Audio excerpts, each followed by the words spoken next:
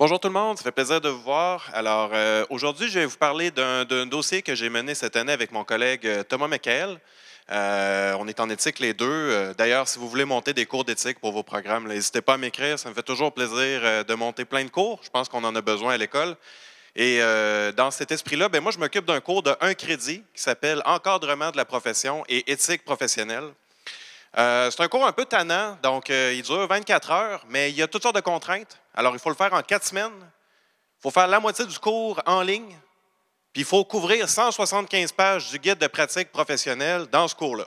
Et là, on nous dit, faites des activités stimulantes pour les étudiants, mais avec toutes ces contraintes-là. Alors, c'est comme faire, tu vois, là, c'est comme quand ta grand-mère quitte sa maison, puis elle déménage dans un studio, puis là, il faut rentrer tous ces meubles victoriens dans le petit studio, là, c'est ça notre job. Alors, c'est pas facile. Et ce qu'on fait, on veut faire des activités stimulantes. On ne veut pas surcharger les étudiants aussi. Alors, il faut trouver des manières innovantes de résoudre ce problème-là. Alors, qu'est-ce qu'on fait?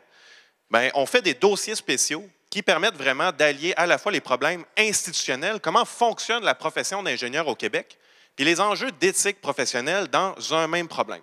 Alors, cette année, on a monté 2 dossiers spéciaux en ce sens-là.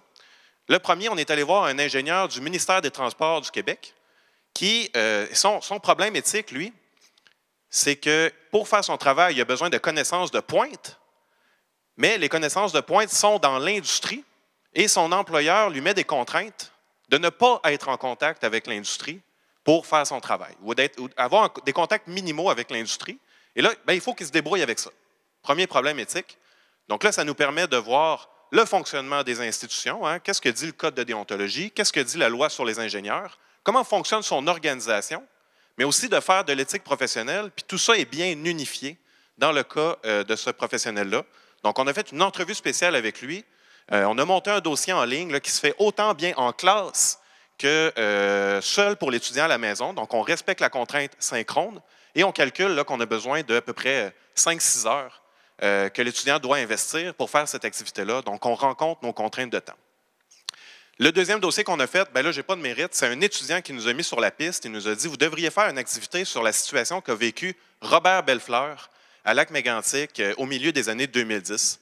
Alors ça, c'est un citoyen engagé, mais qui s'est fait un peu, comment dire, pas chassé, mais en tout cas, l'Ordre des ingénieurs était sur sa piste parce qu'il faisait des activités qui, à l'époque, pouvaient s'apparenter à des activités réservées aux ingénieurs.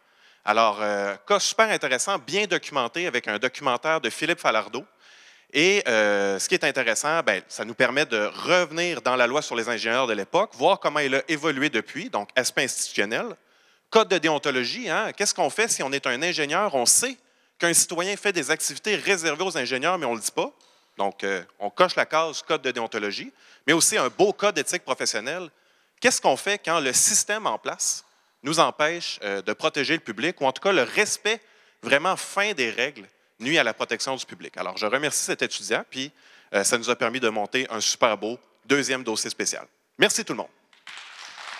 Merci, merci.